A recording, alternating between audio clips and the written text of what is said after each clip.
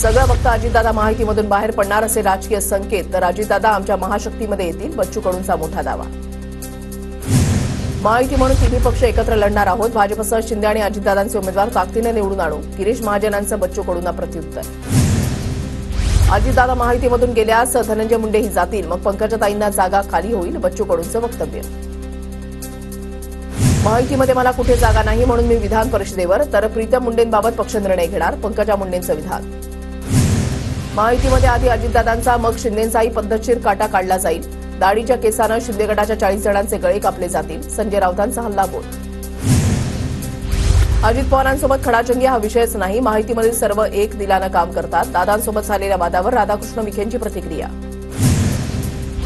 एकनाथ शिंदे मूर्ख नालायक मुख्यमंत्री, टीका करताना भाजप नेते पद्माकर वळवींची जीभ घसरली. जे सरकार किंवा पक्ष आदिवासींच्या विरोधात त्यांना गाडणार, वळवींचा इशारा.